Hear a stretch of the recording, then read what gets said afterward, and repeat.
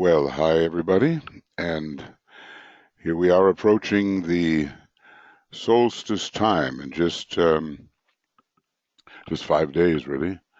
Solstice 2017, and now we are continuing with our Rays and Initiations webinar commentary number 102. We're working our way through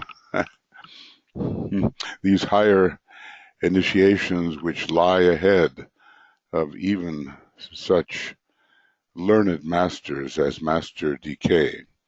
So we're trying to understand more. I just noticed above it says regarding the sixth initiation, he is now an intelligent cooperator with the building forces of the planet and also of the solar system. And upon his chosen ray will carry out creative intentions. I'm thinking that that's not the right one. Excuse me.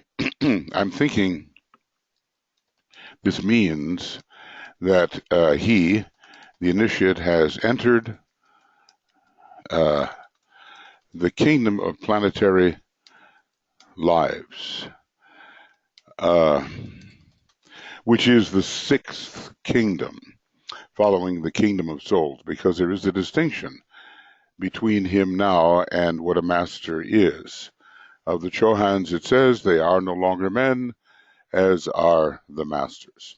And now we're going to deal with a Chohan of the seventh degree, such as the Christ is and is becoming.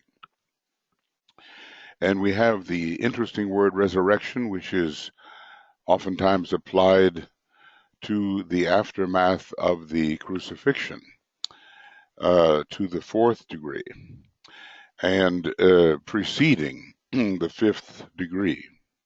Because indeed, the initiate Jesus, who is now the master and Chohan Jesus, was not made a master of the fifth degree until his work with Apollonius of Tyana rather later, but not really that much later. There is no more cultivated subject by humanity, says Master DK, than that of resurrection. When life seems hard and circumstances carry in them no grounds for happiness, and when nothing calls to one of such a nature that one goes forth happily to the day's enterprises, I'm sure we've all experienced this, and when the nights of sleep are haunted nights, I guess passing through the war, the Great War, would qualify here to render people into this condition. The thought of rising up and out of these circumstances, of leaving all behind and entering a new life, carries with it strength and hope. Well, I think there are so many people in that condition, and basically many are suffering in their ordinary life, and more than they even know, and they hope for relief. Let's just say that the hope for relief among many human beings is pronounced. So let's see here.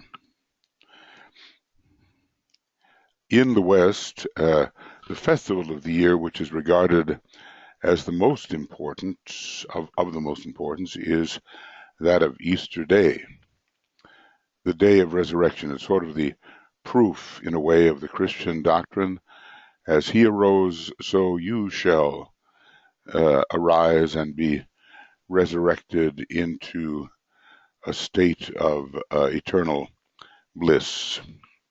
Yet, 2,000 years ago, the Christ did not rise out of a rocky sepulcher and reassume his discarded body. And here there is, I think, some question about who it is that is rising. Let's see. We see the Christ in a body of light. And he told the woman, do not touch me, probably for her own safety, as he was in a state of great radiance, we might say. He passed through the great seventh initiation, and let us say, not entirely, but initially, the great seventh initiation, and it seemed that aspects of the sixth initiation were occurring as well, with something we can call an ascension, because before his disciples, he, as it were, disappeared, he ascended into heaven. So he was also completing the sixth initiation of Chohanship, ahead, of course, of the various masters, who probably none of them are earth-chain humanity right now, the Chohans, who are head of the ashrams, which he is supervising at this time. He passed through the great seventh initiation, which we will consider today, and knew the secret of life, of which immortality is only one of its many attributes, and the factor of life is related to being, and probably to the Logoic Plane. So immortality, or the perpetuation of the consciousness, the perpetuation of the spirit of the being, which we essentially are, is one of the many attributes. What are others? Maybe this will be presented to us. Humanity lays emphasis so frequently upon attribute, quality, and reactions, and not upon that which is basic, which is the basic underlying reality, and this is being itself. Okay.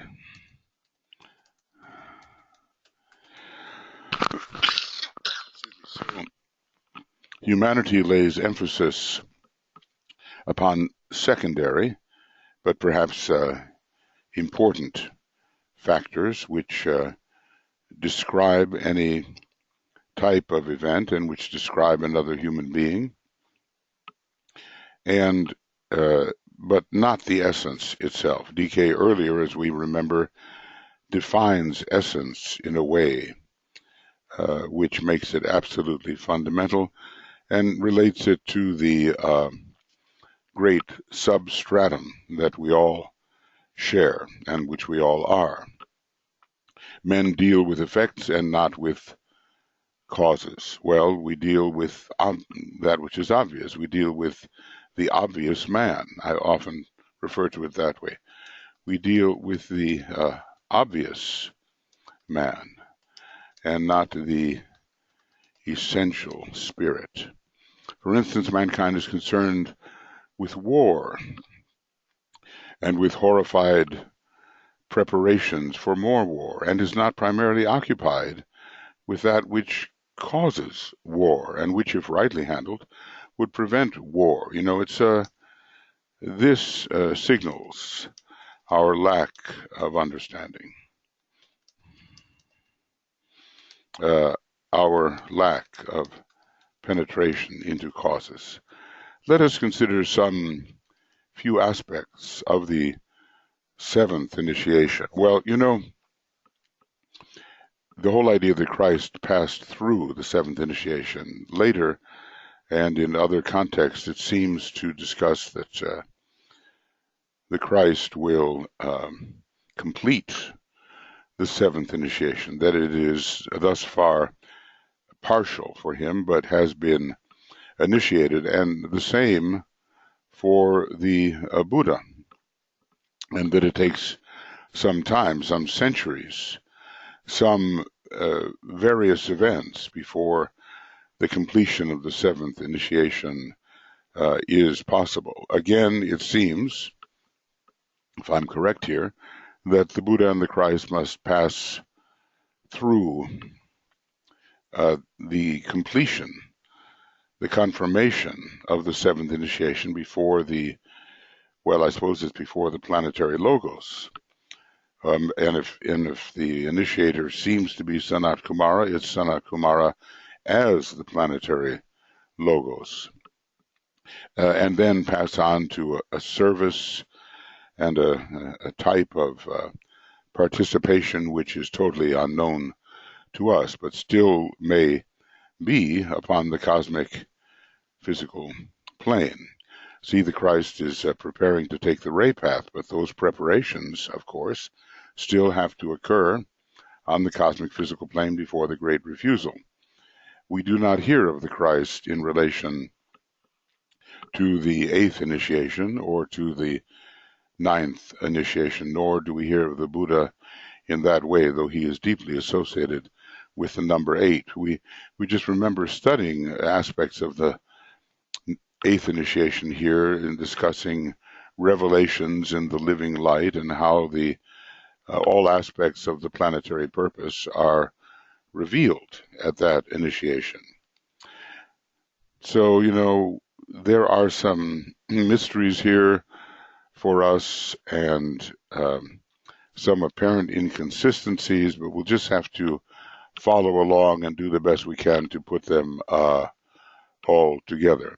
The word resurrection has deep significance, latent in its derivation, and one which is not often emphasized. The usual interpretation has been that the word comes from re, again, and surgere, to rise again, to rise again.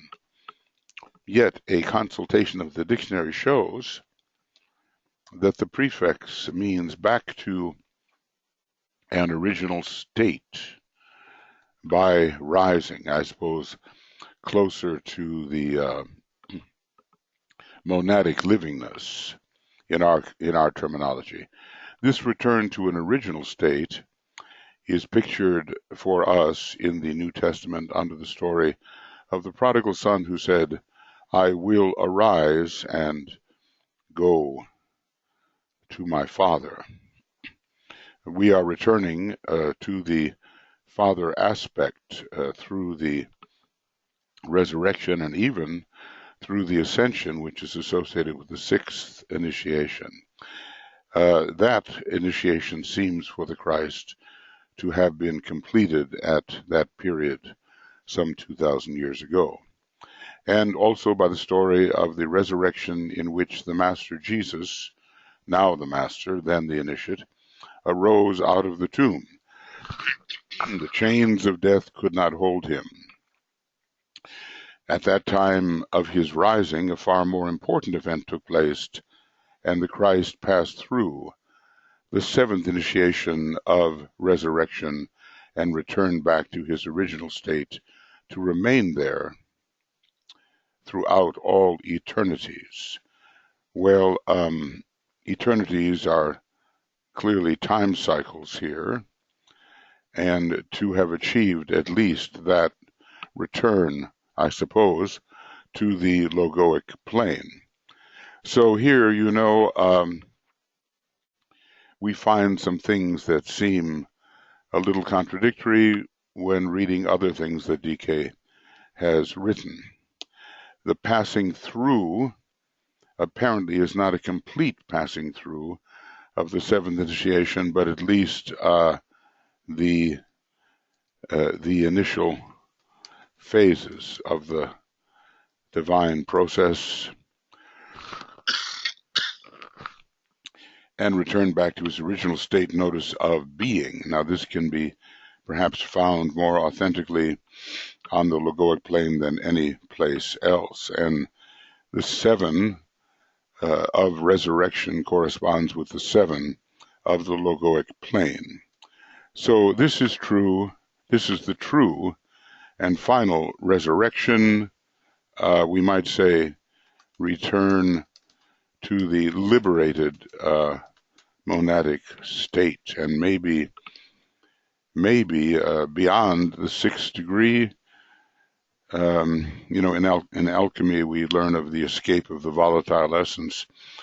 The temple of Ezekiel must be destroyed. Now, the question is it so for the Christ? Does he have mobility into the Logoic plane? It seems that he does, and maybe he has that without the destruction of the temple of Ezekiel, because he has taken on the vestures of the Buddha. Well, these are sort of high energy dynamics that are occurring on the very highest planes of the cosmic physical plane. So if we're not sure of exactly what's happening, I think we can be forgiven.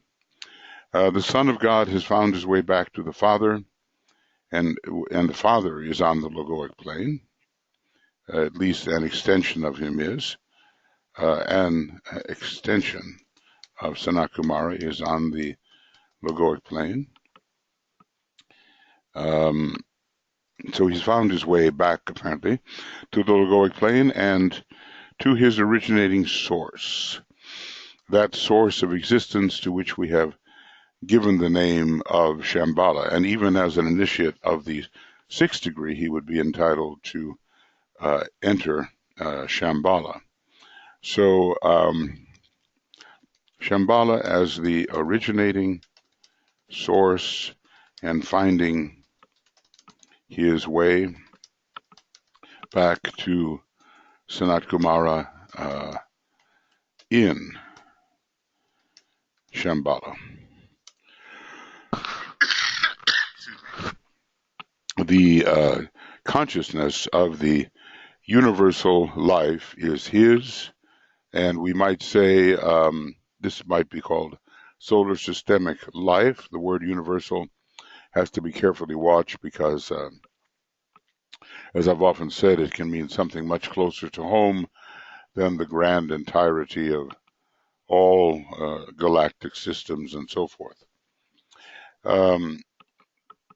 This is far more than simply the consciousness of immortality, because the idea or concept of mortality is not contained within it at all. So one is assured of immortality. There have been many deaths within the aeonial life cycle of the initiate. And maybe aeonial life cycle, we might say, is the aeonial life cycle, Aeonial, is the aeonial life cycle that which occurs within a round as a human being. So there is the familiar and constantly recurring death of the physical body, incarnation after incarnation, and DK tells us that this is a very familiar experience and will be recognized as such when the time comes.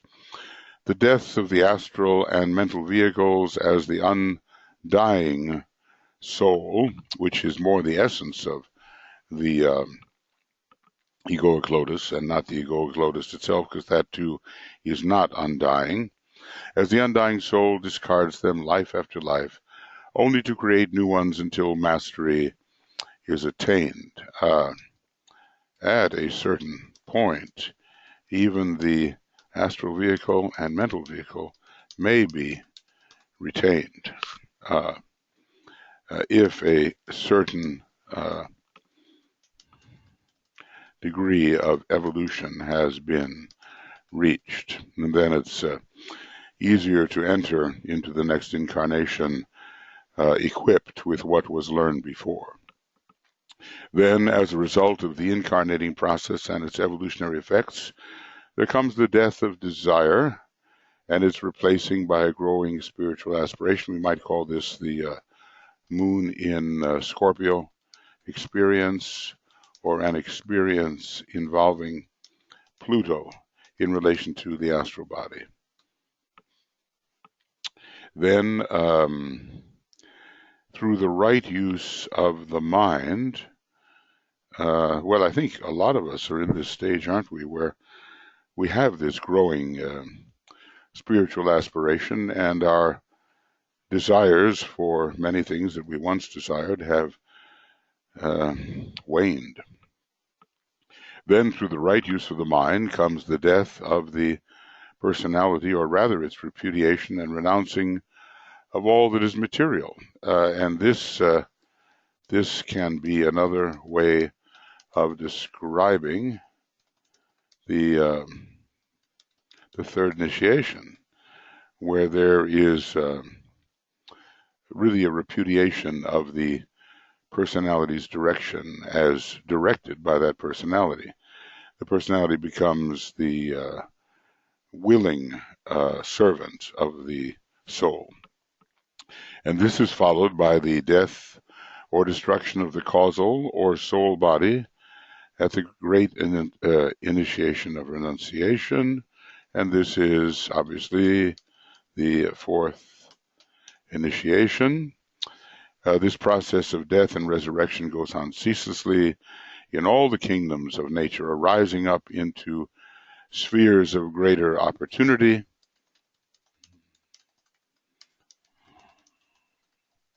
Each death prepares the way for a greater loveliness and livingness. Such beautiful words promising greater spiritual intimacy with all things.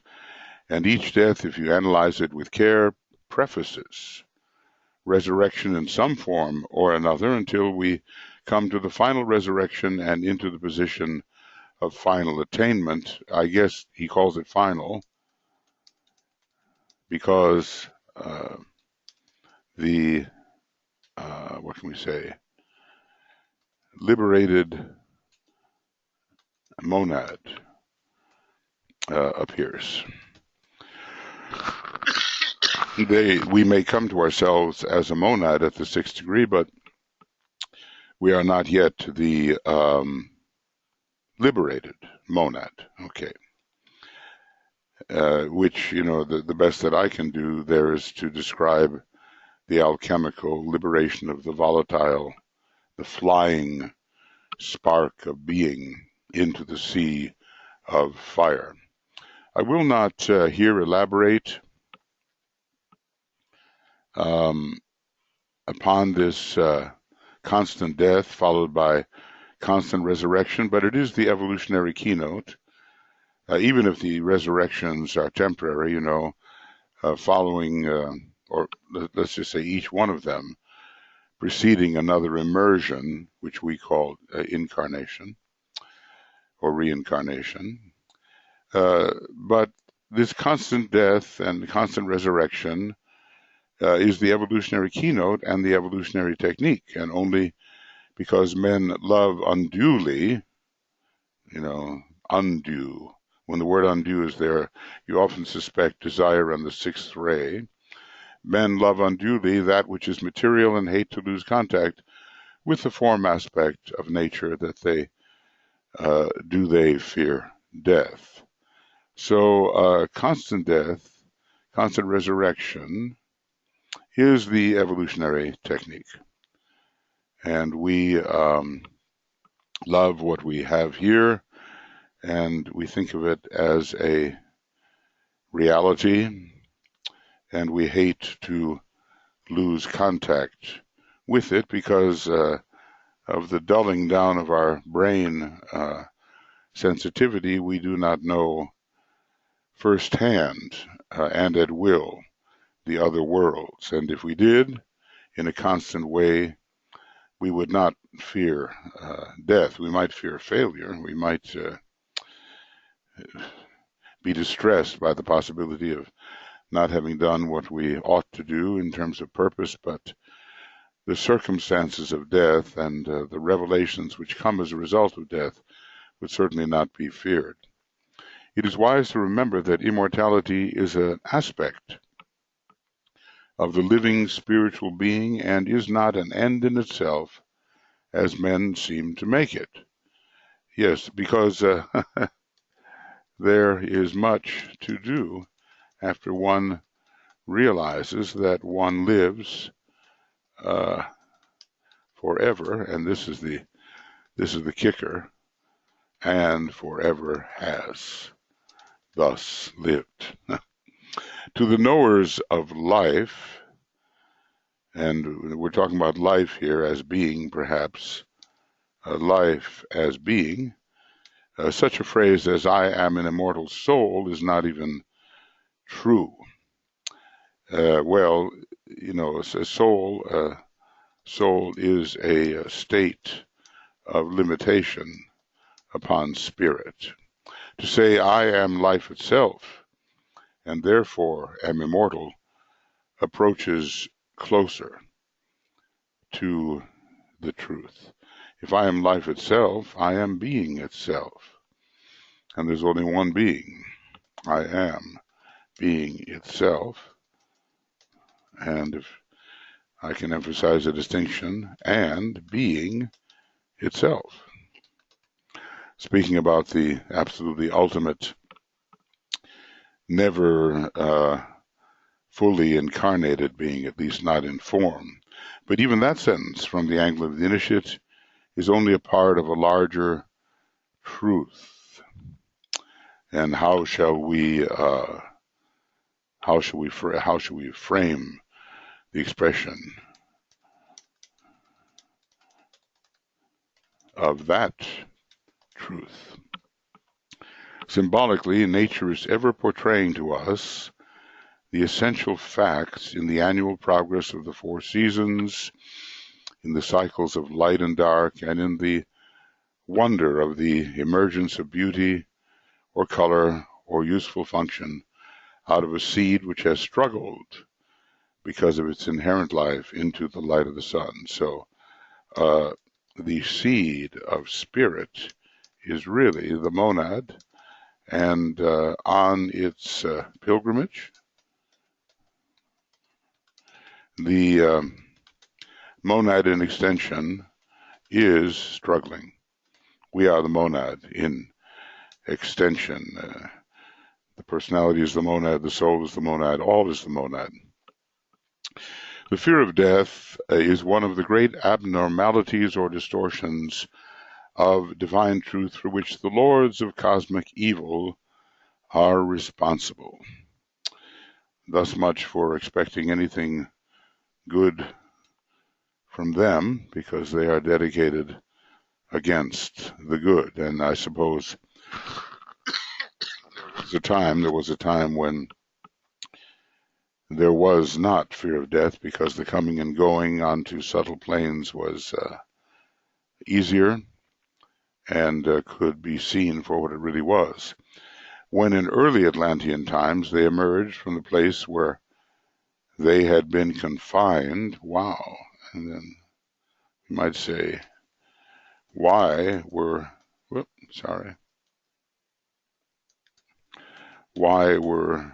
they released, if they were, and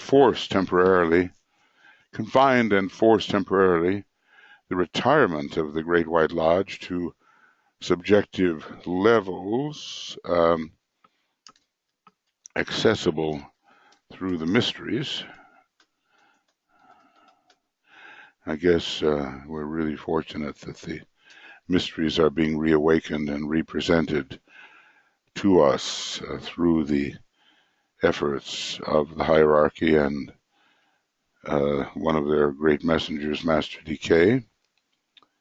So the Great White Lodge was not really defeated, but it was driven back onto subjective levels. Whether it was defeated or not, depends upon the context of what we read. Apparently, the Great White Lodge forced a real reckoning upon the lords of the dark face, who cannot really be said to have won that battle, but maybe they didn't really lose either, because they still are around and very active the closer we get to materiality. So they they had forced the retirement of the Great White Lodge to subjective levels. Their first great act of distortion was to implant in human beings fear, beginning with the fear of death. And this is an angle not so often emphasized, an angle of truth not so often emphasized. So, they are operating under the law of cleavages and basically producing a great cleavage enforced by fear between the physical plane and the astral plane. And this is early Atlantean times now. One place he talks about this about 12 million years ago. He says early Atlantean times. I wonder if I can find that. Just to reconfirm, early Atlantean times, 6 of them. Okay. He does deal with this. Okay. Glamour arose in early Atlantean times. Early Atlantean times, about 12 million years ago. The civilization of early Atlantean times, about 12 million years ago. And this is what we're reading right now. Okay, the midway place, the solar plexus, and in the Master's archives, some wonderful words from early Atlantean times, but we do have that idea of about 12 million years ago. And this, of course, so many of our paleontologists are struggling with the idea that maybe humanity is 4 million years old and in a very primitive ape-like form, not at all the huge figures that we are used to associating with Atlantis, these towering individuals. We wonder whether something's wrong with the measurement, perhaps. Master Kuthumi tells us that geologically we're going to have many adjustments to make as the truth emerges. Okay. Well, the custodians of the plan certainly have their own timing regarding the release of truth in this regard.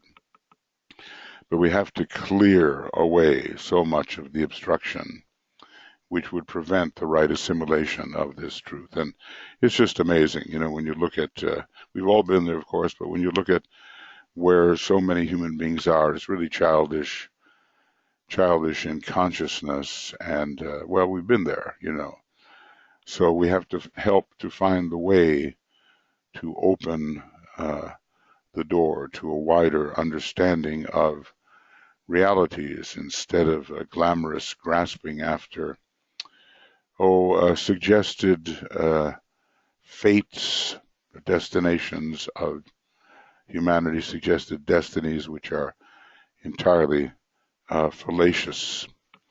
Okay, anyway, from that time on, men have laid the emphasis upon death and not life, and have been ridden by fear all their days. So it was a very, unfortunately, successful implantation, and fear has held us back, except for the venturing pioneers who discovered as they approached hierarchy that there were far greater worlds on the inside than on the out. One of the initial acts of the reappearing Christ and of the hierarchy will be to erase this particular fear and to confirm in people's minds the idea that incarnation and the taking of a form is the true place of darkness to the divine spirit, which is man. This is a wonderful idea, And I've often thought that unless the idea of reincarnation is somehow acceptable or accepted, there's no interpreting the nature and destiny of human life in a way that is really spiritually rational. It is, so here we are, the old saying is that we should rejoice at the usual death process and go, it's a little extreme, but save our mourning, mourning, for the entrance of the soul into flesh. Well, it is extreme because, of course, that entrance gives opportunity. But it is confinement, it is Saturn, it is Cancer, it is the moon. And liberation comes with Jupiter at the end of the life cycle, or whenever in the life cycle, into a freer world. So this incarnation is really death to the spirit temporarily and imprisonment, and we're used to the idea of the confinement of consciousness. Master Moria says that as soon as the individual manages to be free of the body, he is suddenly courageous. Evolution, men will be taught, is in itself an initiatory process, leading from one living experience to another, culminating in the fifth initiation of revelation and in the seventh initiation of resurrection. And we might say it appears that the sixth initiation is transitional. Well, the sixth initiation is transitional. Anyway, there is this preparation for leaving the solar system, and it doesn't occur immediately. There has to be these other widening perspectives, as in the impartation of the realization of purpose at the eighth initiation and the refusal, at least at this time, to return to the cosmic physical plane, where so many cycles have been lived for the monad. So there is a non-return, and later, if there is a return, it's, as the solar angels have done, it's particularly for the purpose of service. At the fifth initiation, it is revealed to the initiate that life in form is indeed death. And he knows this truth in a manner which my few short words cannot convey.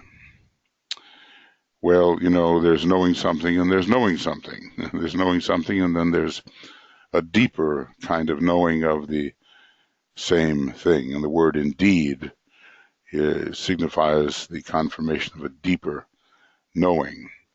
This is the fifth degree. The sun is shining. It's Leo. The mastership is achieved. Form, the causal form has just died, Form dies for him, and he knows a new expansion of life, and undergoes, if I may so express it, a new understanding of living. All of this we look forward to at mastership, if we can. The seventh initiation is divorced from all considerations of form, because there is no form per se in the sea of fire. Why don't I have that? SOF. I should have that, definitely. Sea of fire.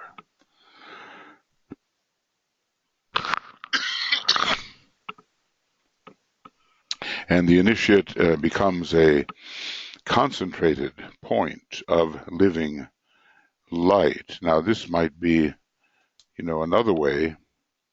This might be another way of describing the liberated monad. Okay. The initiate becomes, at the seventh degree, he is he's the liberated volatile essence. returning to his ultimate source on the cosmic physical plane. Not his ultimate source, of course, because he originated at the very top of the cosmos, if you can use such a word as top. He knows in a manner indescribable that life is all that is, and oftentimes the way I say it, I say being is all that is, or in cosmos, in universe, that being is all that is. I don't use the full capitals. And that it is this life and its real fullness which makes him a part of that which lies outside of our planetary life, and the ultimate that, the ultimate that lies outside, of the universe itself. He may now share in that extraplanetary existence in which our planetary logos lives and moves and has his being.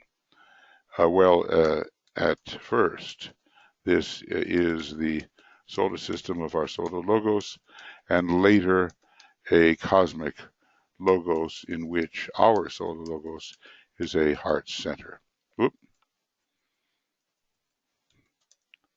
Heart center. This is the life more abundantly of which the Christ spoke, and which only an initiate of the seventh degree can understand or convey. Such an initiate is on the border of the cosmic astral plane, and on the border of being liberated from the cosmic physical plane, though it will take 2 more initiations to complete the liberation. Okay. After the 5th initiation, the initiate has slowly been sensing the nature of the greater life, the life of the unknown God,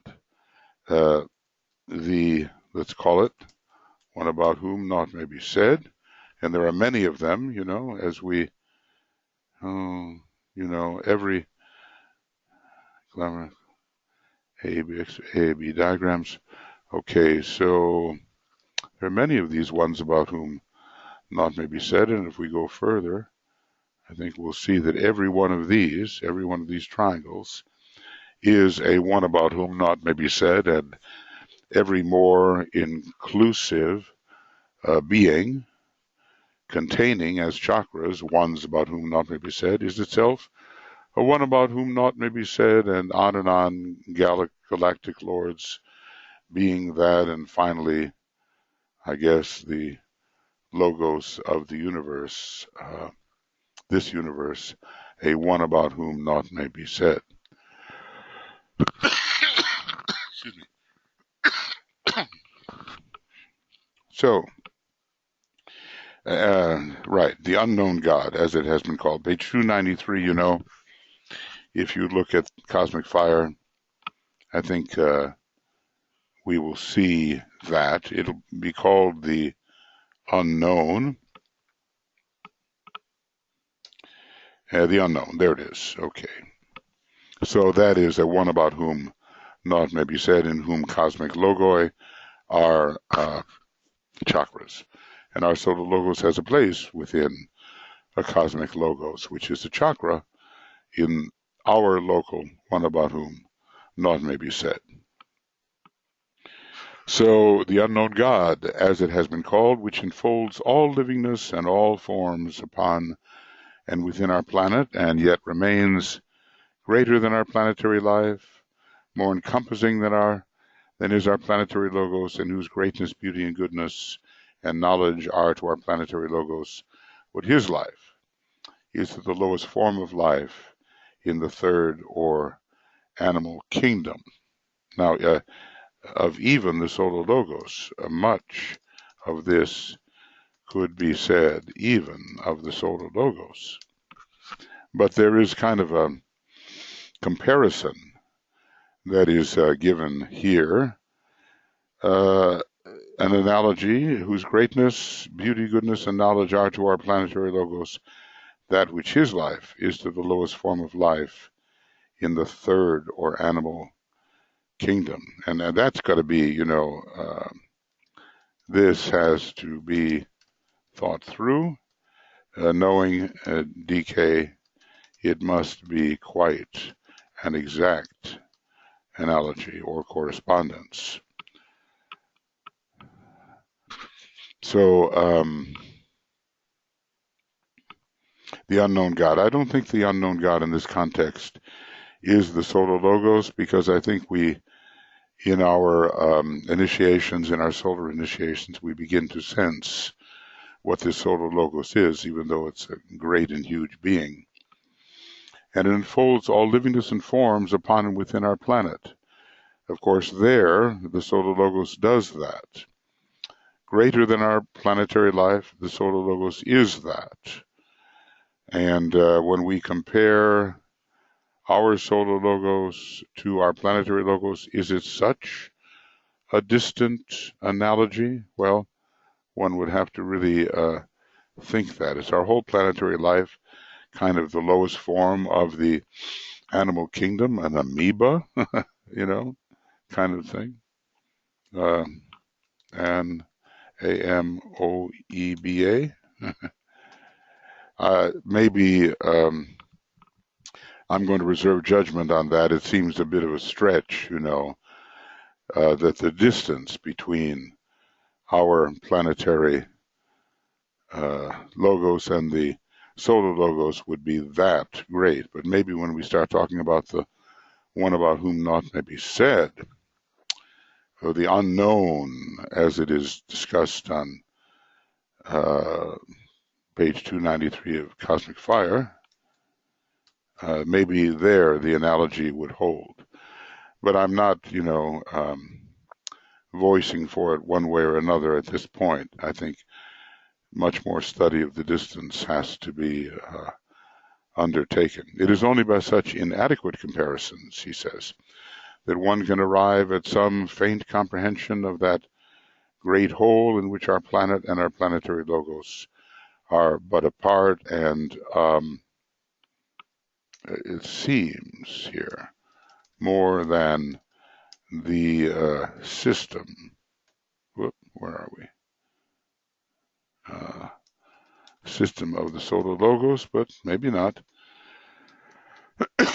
Yet I think so.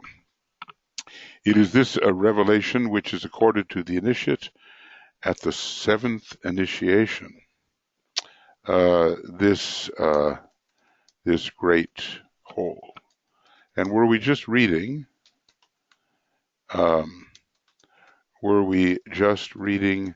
that the one about whom naught may be said is related to the ninth initiation, some realization of this great being.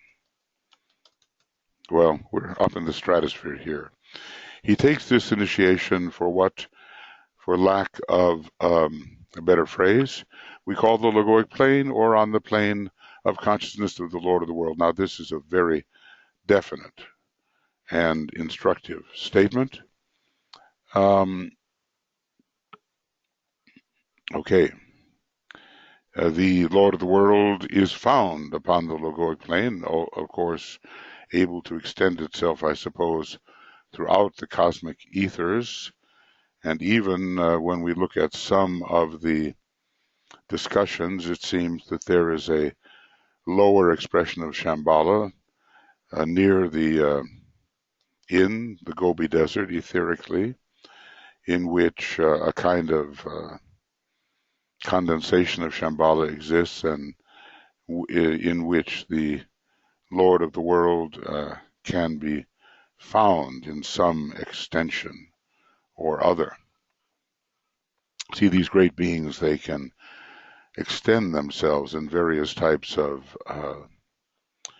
emanations, and they can be in many places at the same time, or even all places at the same time. The planetary logos is in all places throughout his planet. Maybe his extension as Sanat Kumara is not through all places, in all places throughout the entire planetary scheme. But the planetary logos certainly is, and is the life of the chain lords and the life of the globe lords and so forth.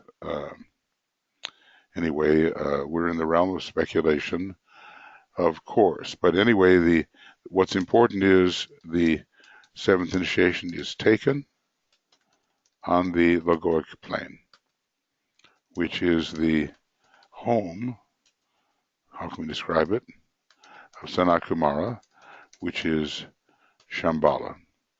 And it doesn't mean that Sanat Kumara does not have his cosmic astral nature, his cosmic mental nature, and beyond. You know, sometimes DK references these things. So there is a great wholeness, and our question is, in a way, there is a wholeness of the solar logos, and our planet and our planetary logos are a part of that. But there is a greater wholeness in the cosmic logos, and a still greater wholeness in the unknown, or the supercosmic logos, which we have been calling a one about whom naught may be said. So much will depend upon how you will interpret that chart on page 344 of a treatise on cosmic fire. Well, there are some pretty stupendous beings indicated on this chart. Okay. Excuse me. At this initiation, the initiator is attended by two groups of beings. Now, the initiator, we're told in one context, the initiator is the planetary logos, is attended by two groups of beings. One is a small group called the knowers of the purpose, the custodians of the will, and the other is a much larger group, the personnel of which are known as the wise ones and the attractive energies of Shamballa. So, you know, we're seeing all the time that in these higher initiations, there may be only the individual taking them, or a very small group, but they are well attended.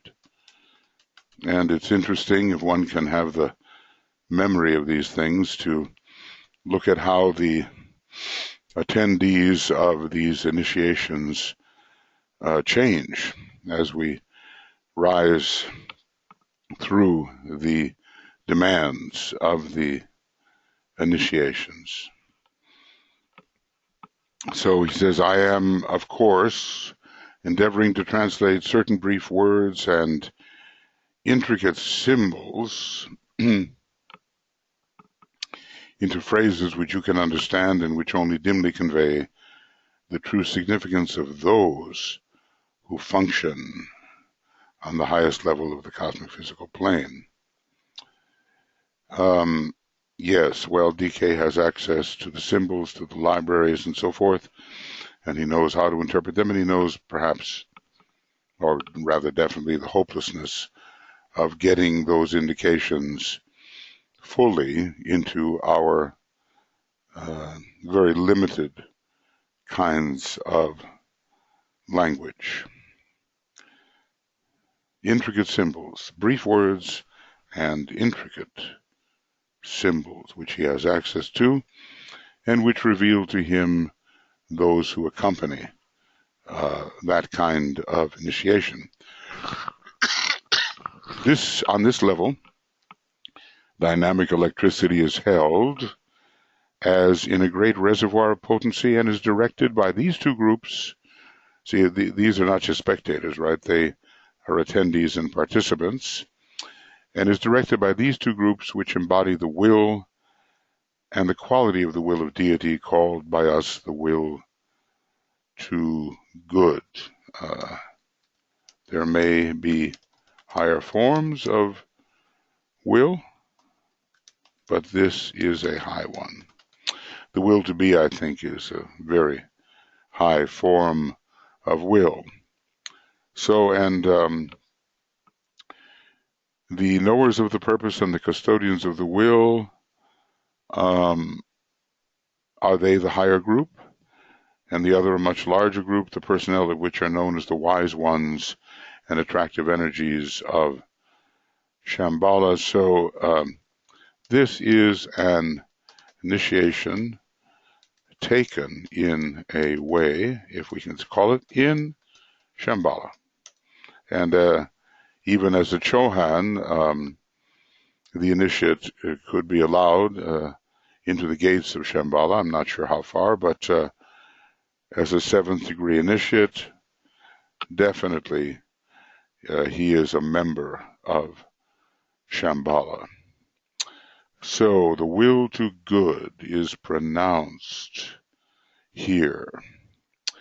They embody the will, the two groups which embody the will and the quality of the will of deity, called by us the will to good. The lights who carry out the will of God are found in Shamballa. Let's see if we have that. And lights who carry out, or the lights who carry out. We invoke the lights, the lights which carry out the will of God. Okay. Senior members of hierarchy who invoke from Shamballa the lights which carry out the will of God. Okay. Now I've just kind of made a little bit of a mess over here with my dashboard.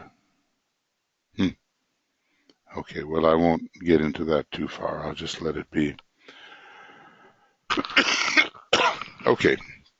They are the directing agents. Now, I just want to emphasize how important the will and quality, the will and the quality of the will of deity, how important is the will to good. Whenever I see the good, I know it relates to the first ray, but I also think it relates to the second ray as well. Whereas the will to be is a very first ray expression. They are the directing agents and are a correspondence to the ajna center of mankind. Only here it is the ajna center of the planetary logos. Now we're also told that in some respects the new group of world servers represents the ajna center of Sanat Kumara. So here it is the planetary logos, in the same sense as Shamballa is his head center. So we have, maybe for the first time, or a clear direction about what groups constitute the ajna center of the planetary logos. Now we're also told the ajna center of Sanat Kumara is the new group of world servers.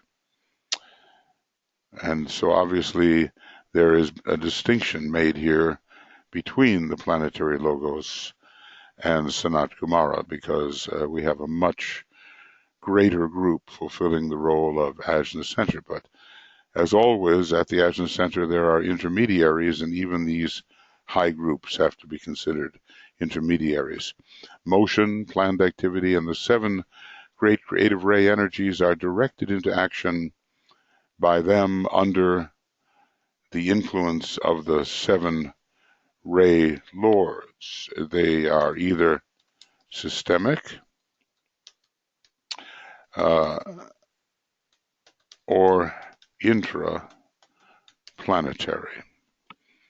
The ray lords are embodied livingness, qualified by the 7 aspects of love, but who are themselves of so high an order that they cannot function as the directing agents, but work through their trained and developed representatives. I think we're being given here some amazing information which has been missing in earlier texts.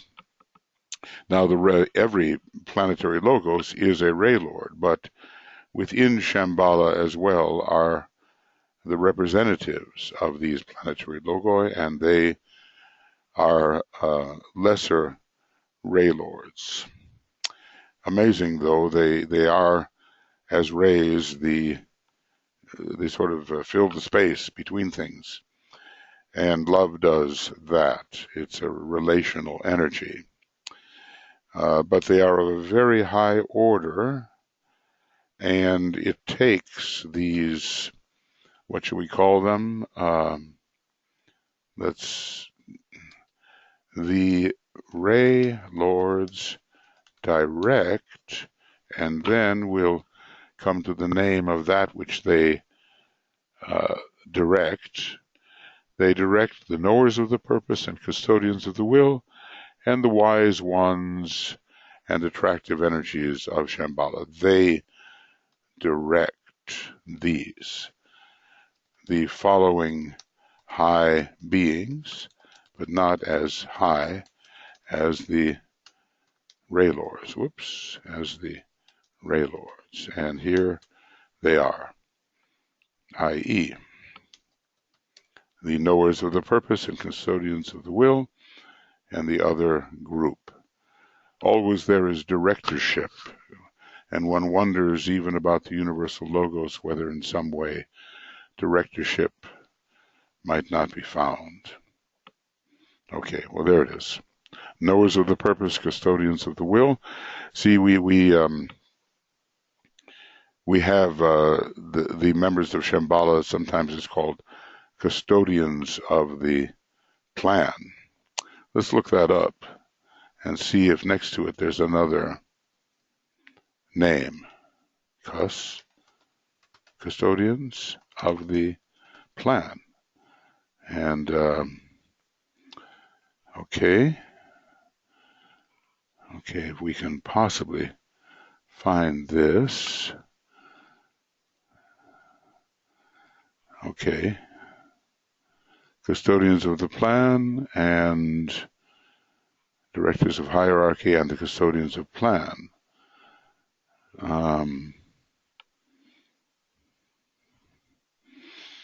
Okay, intermediate group between the custodians of the plan. There's something about purpose here. I guess we'd have to look it up, you know. Yes, right. These two groups in the hierarchical circles are the Nirmanakayas, or the planetary contemplatives, and the custodians of the plan. Now, that's hierarchy. And now we're talking about Shamballa, so it's registrants of the purpose, and not necessarily knowers of the purpose. So let's just say that we must also, I think something's coming up that we will deal with this, we must also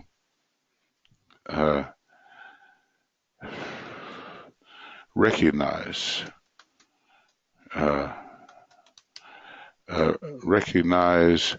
nature of the custodians of the plan and the registrants.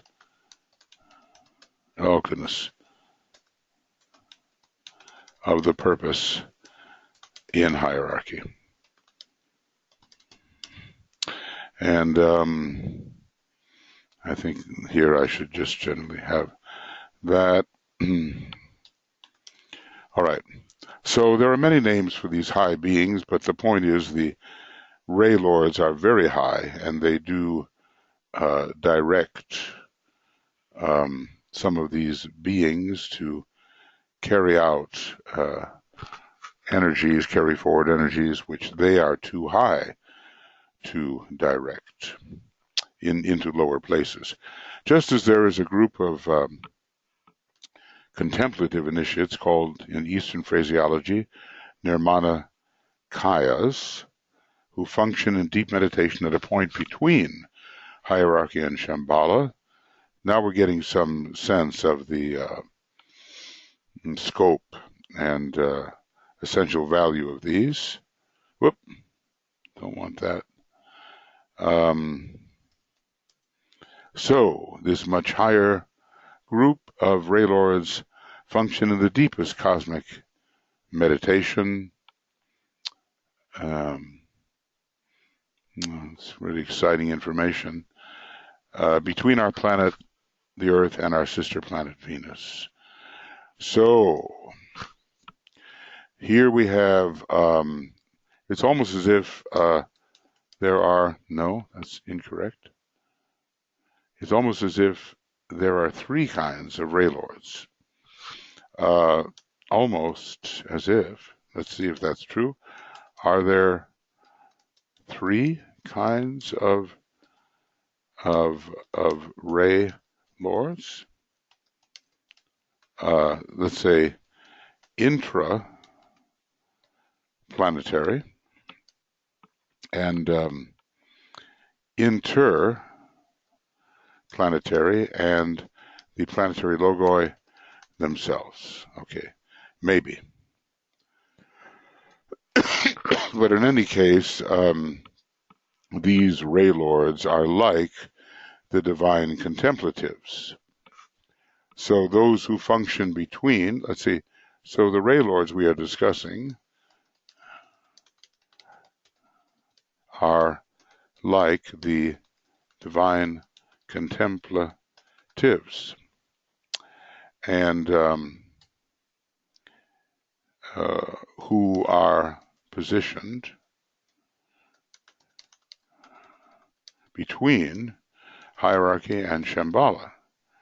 But these Ray Lords are positioned between Shamballa and Venus.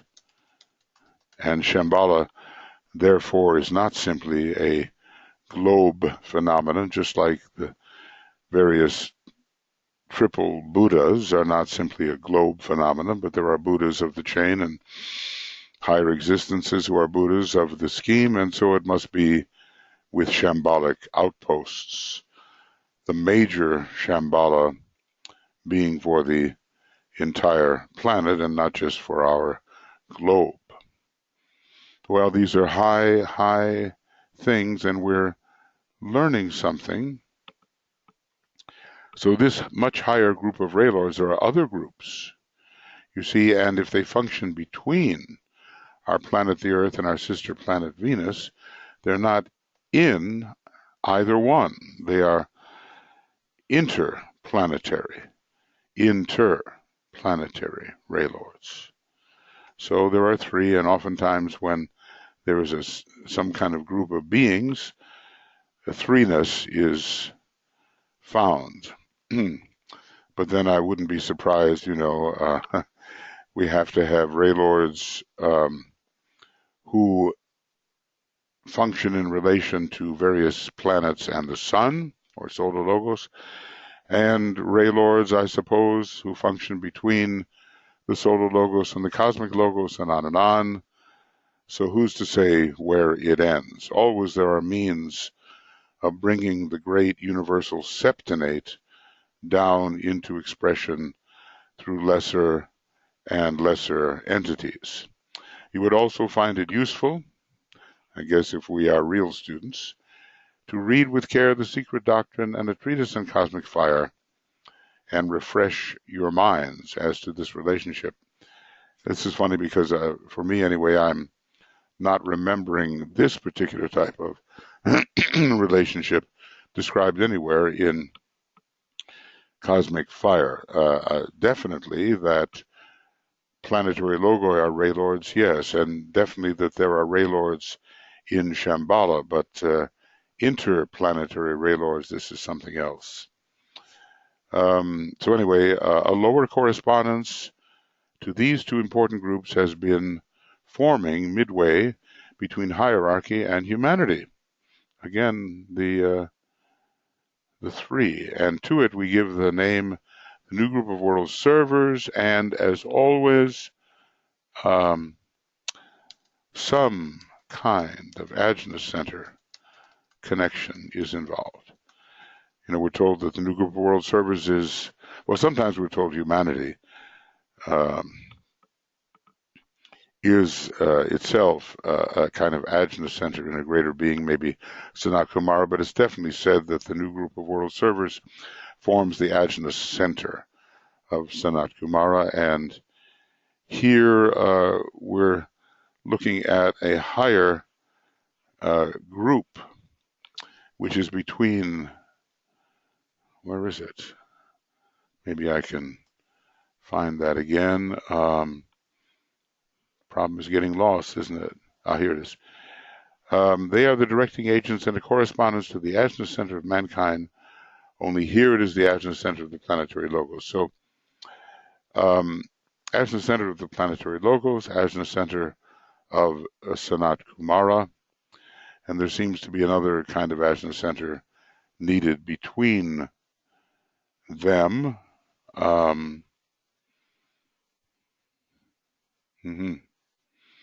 Because these are Shamballic beings who are an ajna center, and we need hierarchical beings who are a kind of ajna center, and we have humanity, which is a kind of ajna center. So really, we need three ajna centers. In all of this, we need three ajna centers. Let's see, the new group of world servers forms one, another hierarchical group forms another, and this group of knowers of the purpose and the large Shamballic group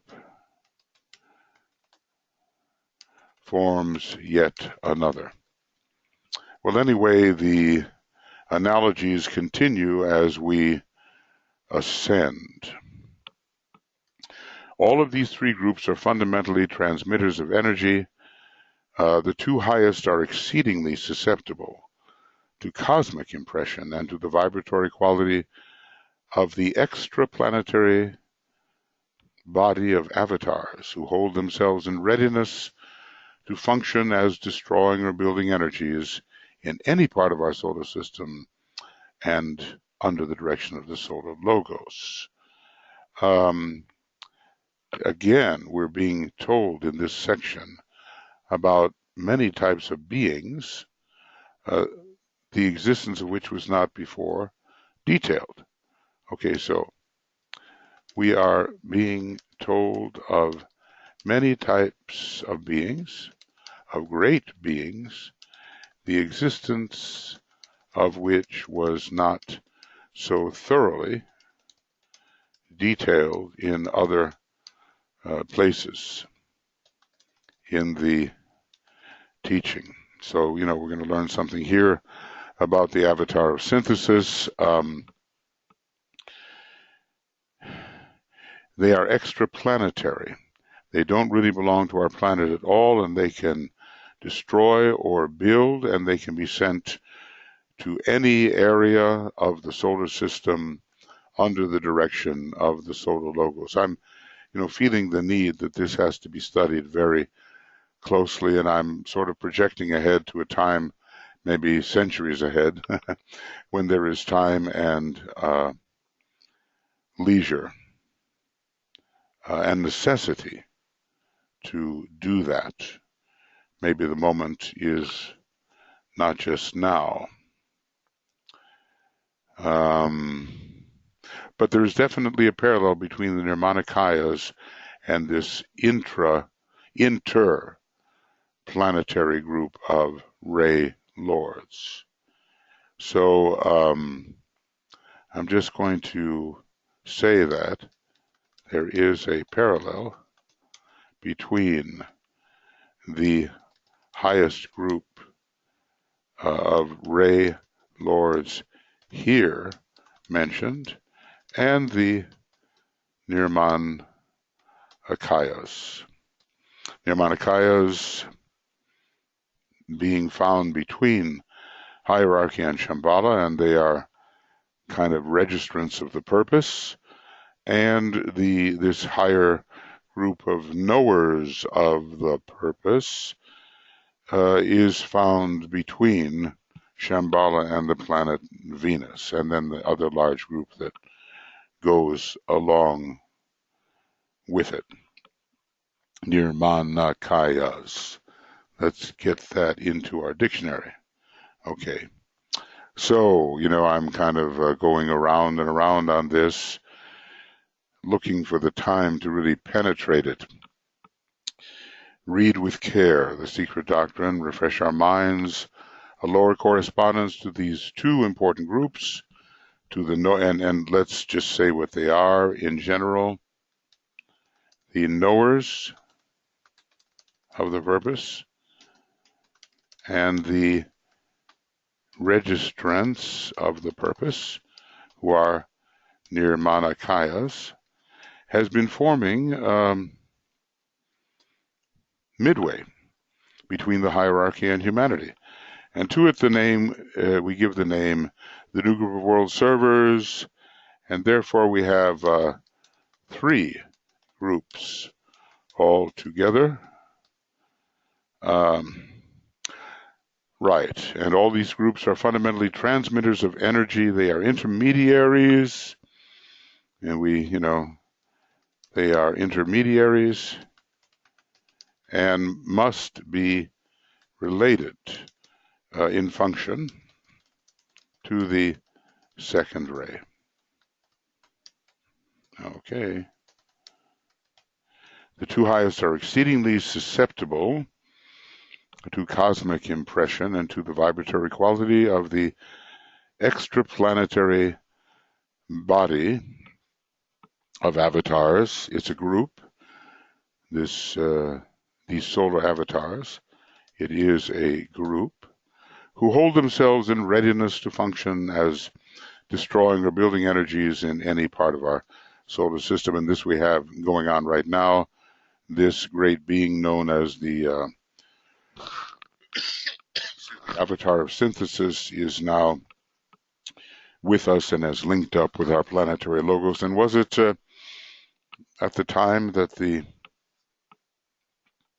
great invocation was given out, sometime which included the opportunity that presented itself at the end of the Second World War? The avatar of synthesis, who is working in cooperation with the Christ, is one of them, of this group of avatars that works under the behest of the solar logos. He's been sent here in relation to our planetary logos. Is he a superior being to our planetary logos? Maybe.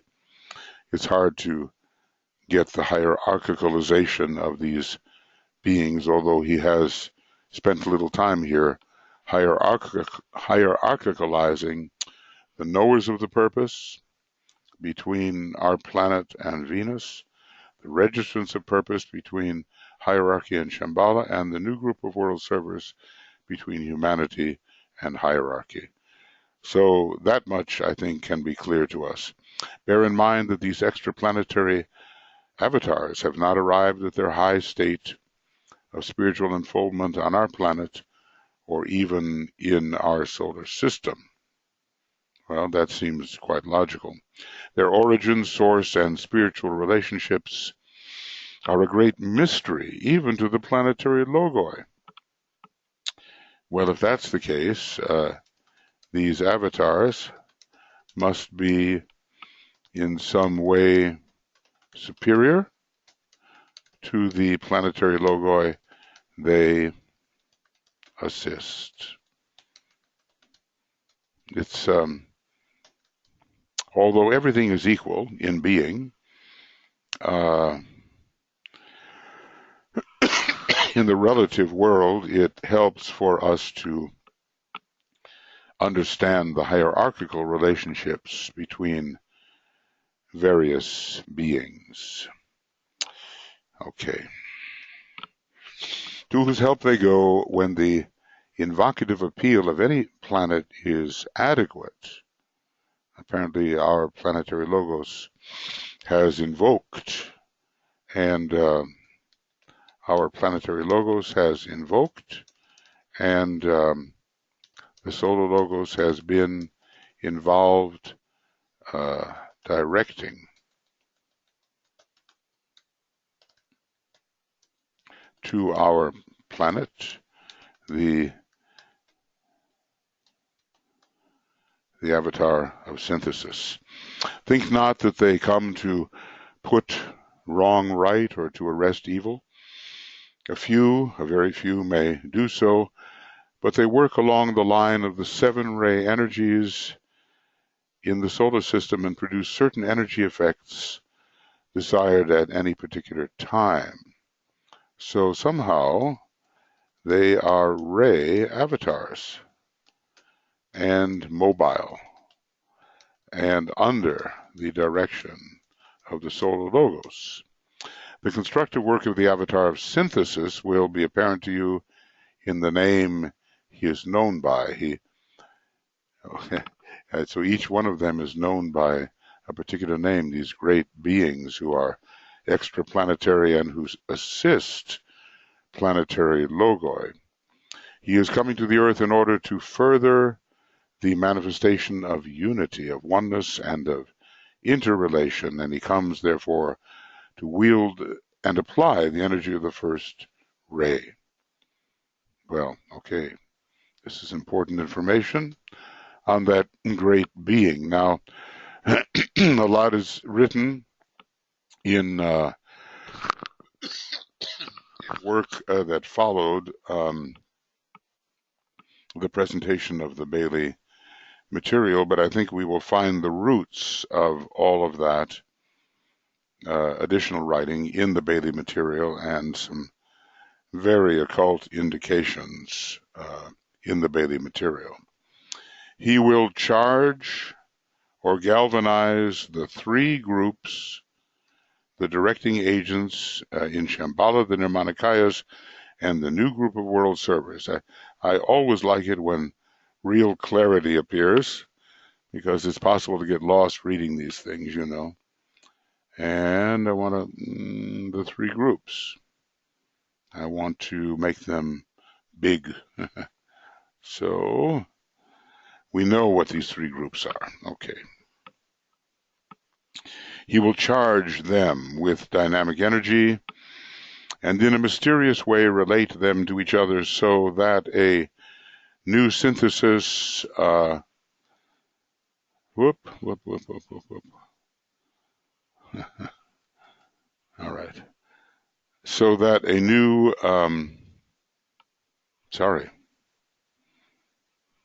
a new synthesis and alignment will be present upon the earth. Well, important things are going on in high places over which we have no say at all, but only to be aware and to respond as best we can to the spirit of synthesis. And of course, this suggests that new group of world servers also work along ray lines, and probably the near. Okay, I'm going to make an easier way to do this. Nirmans. Nir. And will they allow me? Yes. Nirmanakayas. Okay, I like to abbreviate if I can. Saves time later. So, the Nirmans. Aha. There we go. So the Nirmanakayas also work along ray lines, and we know that all the masters, including those who are custodians of the plan, work along ray lines.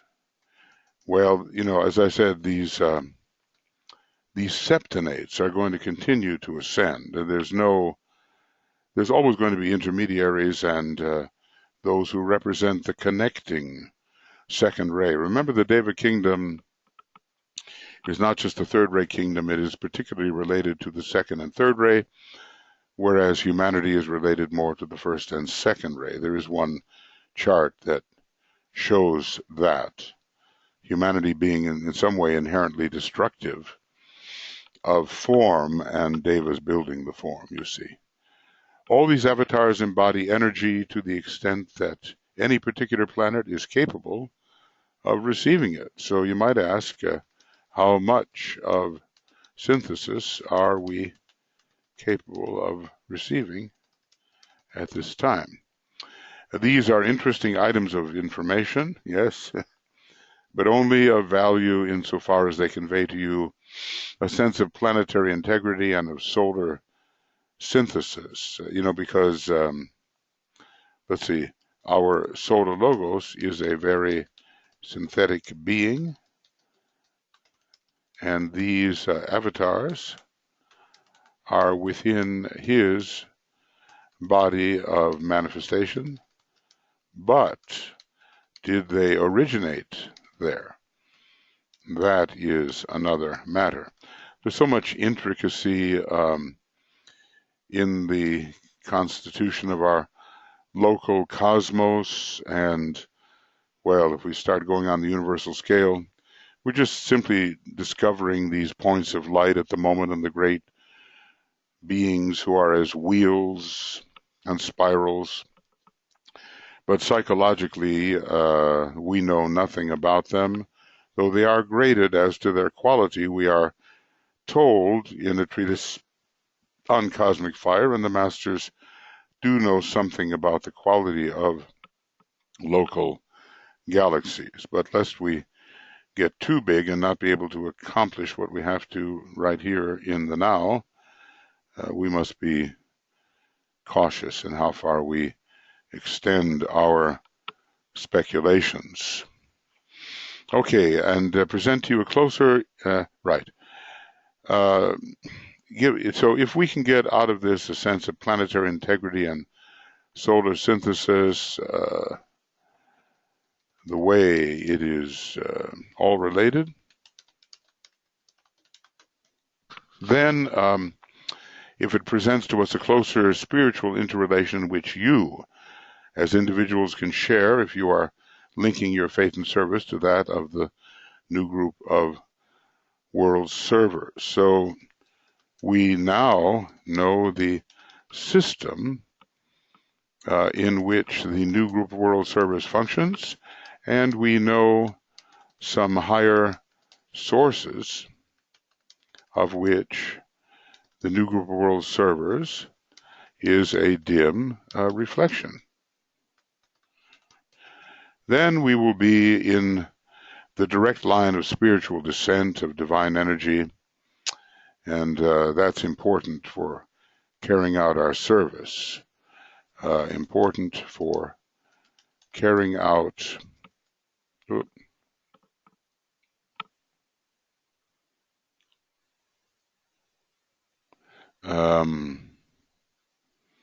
carrying out our service. In this clue, in this thought, you have the clue to the doctrine so travestied and misused of the apostolic succession. The details, the personnel, and the techniques of the two higher group lie beyond our ken, and probably How much of it does Master DK himself know? Because he's told us, something about his initiatory status. They work in cooperation with the Planetary Logos himself, and those who compose these groups were all initiates of degrees higher than the fifth. Well, are we speaking here only of the knowers of the purpose and that greater group that, what is it called? What is it called? Can find it. The wise ones and the attractive energies of Shamballa, all greater than the fifth degree, and probably higher, often quite a bit higher than that. Most of their Nirmanakayas have taken the sixth and seventh initiations, whilst the group which functions midway between Earth and Venus have all taken the eighth and ninth. This gives us an idea of where these initiates are really functioning. Otherwise, it appears that their work is somewhat totally mysterious and unlocatable, if I can use such a word. So, the Nirmanakayas, registrants of the purpose, okay. Sixth and seventh initiations, as high, some of them, as the Christ, maybe higher, whilst the group that functions between Earth and Venus, in a way beyond our planet and in some kind of interim vibratory space, have taken the eighth and ninth. That means some have refused contact with the cosmic physical plane, and that's an amazing thing. Let's see, where are we? Okay. Yeah. So, in a way, they're not even in the solar system, and yet they are somehow between Earth and Venus. So that is if those of the ninth initiation have left the cosmic physical plane behind, then how do they function between the planets, Earth and Venus, unless in the cosmic astral body of Earth and Venus? This is possible. And then we would have a way that they could relate to the planets and still not have to deal with the cosmic physical plane. Obviously just words for us, but somehow giving us a sense of what lies ahead. Some of them, as I mentioned earlier, aid the initiate of the seventh degree. Now this is the avatar of synthesis. We will find the avatar of synthesis is aiding the Christ, an initiate of the seventh degree. A still larger group of them participate in the activities of the two final initiations. So they are initiatory participants in the eighth and ninth initiations. Wow. I mean, this material is mind-blowing material. Sometimes it feels like I never read it. Well, I certainly never read it with sufficient care. This seventh initiation gives the initiate the right to come and go in the courts of Shamballa. So the right to come and go does not necessarily belong to the sixth degree initiate, as their work may dictate and as their service may require. So the sixth degree initiate is a member of Shamballa, but the coming and going may be under certain strictures. It is there also that he goes for the needed periodic or cyclic rechargings, which enable him to work, and for such as we are, hierarchy and the lesser ashrams represent the places of recharging. We all have to recharge, you know. Even a rechargeable battery has to recharge. We don't want to be the kind of battery that is expended and useless and cannot recharge. And we have to know where we go for that type of recharging. There is one aspect of initiation which is apt to be overlooked. Every initiation is a process of energy transmission from a higher center of energy to a lower. All right, that is a general statement and a useful one. Every initiation charges the initiate with electrical force, and this charging and recharging is related to what HPB calls the mystery of electricity.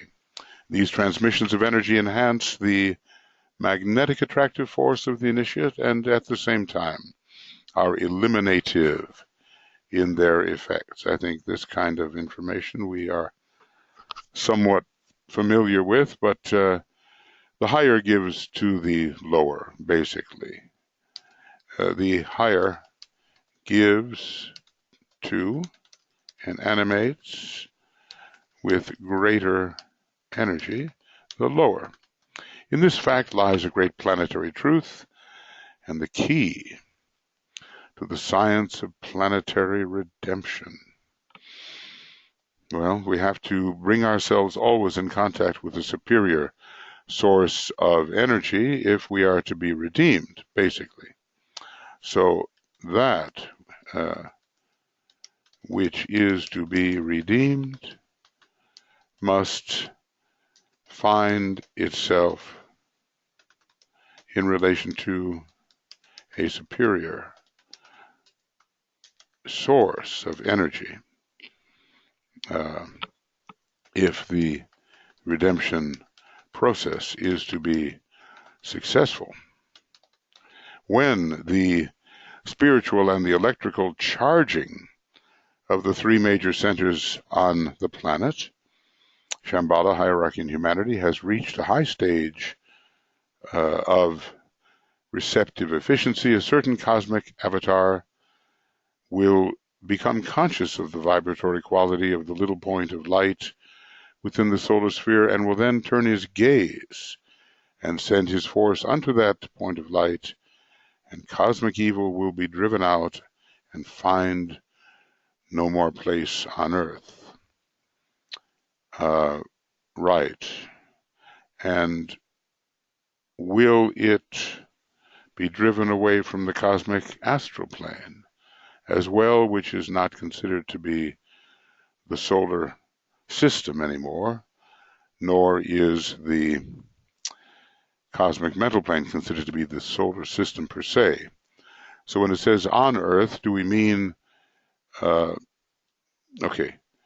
do we also mean within the personality vehicles of the planetary logos, such as the cosmic astral body and the cosmic mental body, etc.? All right, it's a question. But anyway, it's obviously not the avatar of synthesis, so it's very, very important. So this is what we need. We need this relationship between Shamballa and hierarchy and humanity for the evocation of a great avatar. So a great avatar can be evoked. Be evoked and cosmic evil will be driven out,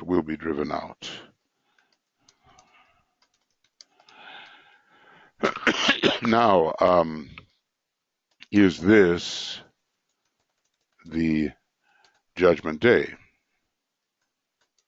Well, okay, let's see if we have Judgment Day. We certainly should. We certainly should have Judgment Day in the 5th round. That number 5 being so connected with cosmic evil and also with its ending. Okay. So no more place on earth. In other words, all human beings on earth at that time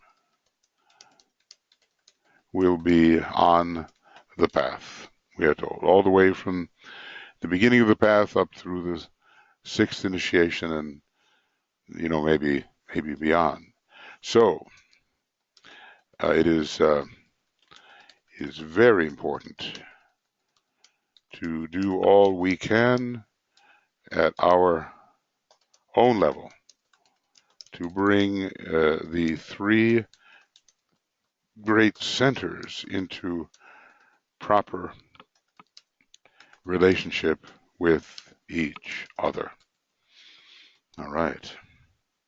2 more initiations remain to be considered, but so high is their potency and so mysterious their working that I find myself unable to deal with them in any way. Well, he does deal a little with them. I'm just trying to see whether I might just, and this is the place where it had been given out who he was. He was the Tibetan. That was not meant to be revealed, but it was revealed. So apparently now we have mostly finished the discussion.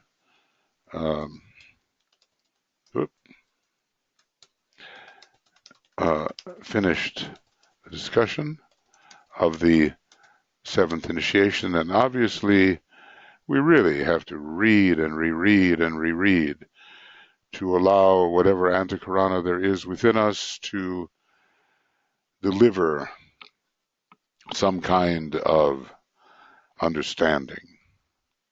We have to do that. Obviously this material is beyond as far as we're concerned, but certainly we don't want to leave it unread and unthought about. And we will find that if we consider it with care, it will open doors for a more capacious understanding of the little system in which we live and move and have our being.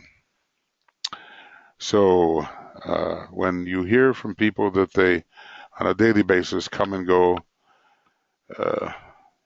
into and from Shamballa, maybe we have to reserve judgment. Obviously, there's a great misunderstanding if what is given here is correct.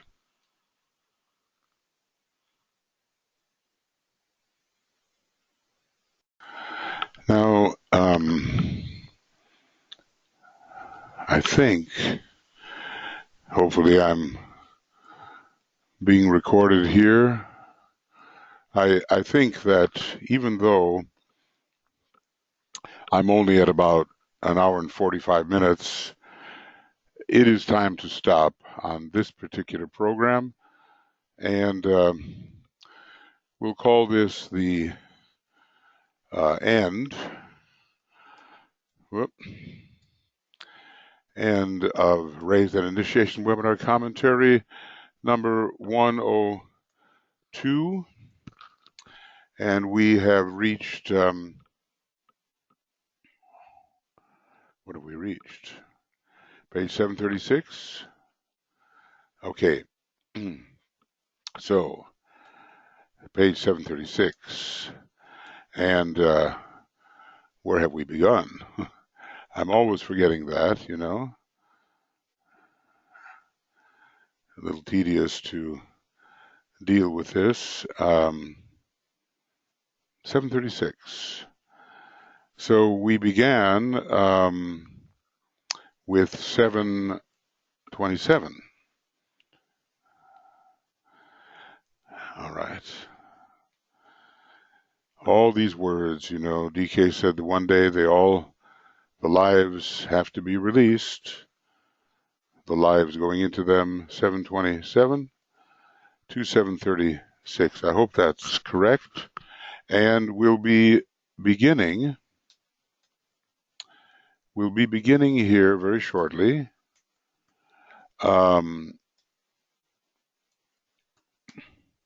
Of Raise That Initiations webinar commentary number 103 with page 736. And we'll be dealing then with whatever he says about the 8th and 9th initiations. Okay.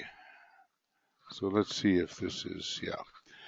And of course, you know, it will be, if he says he's unable to deal with him in any way, okay, but he will say some things which may be of use to us in enlarging our picture and to give hope to all when they wonder what their destination as a human being may be. We are so fortunate to receive from DK this vast picture of possibilities, eventualities, which all of us will encounter as we continue to advance as monads into the one, realizing ourselves ever more to be the one. So this is onward moving in life, onward moving in being. It's not just onward moving in consciousness, though consciousness has to be involved because there is consciousness even for the beings much greater than we are. So we can never say that consciousness has been eliminated, just consciousness as we know it. All right, so that will be it for the moment. Thank you for being here, and if you've gotten this far in the book, you're a real trooper. And we will deal with the remainder of this, and then on to a whole nother subject of, what does he call it, 5 great spiritual events, something like that. 5 great spiritual events. And then there are some things from the old commentary that we'll be getting into, and then this book will be completed. When it comes to the kinds of pages I have here, there's about 40 more pages to do. So we certainly have plenty to study, don't we? All right, all the very best to you, and whether I'm talking to you and alive or dead, you know, I hope you benefit from this great work the Tibetan has made available to us, with more coming. Okay, see you soon. Bye-bye.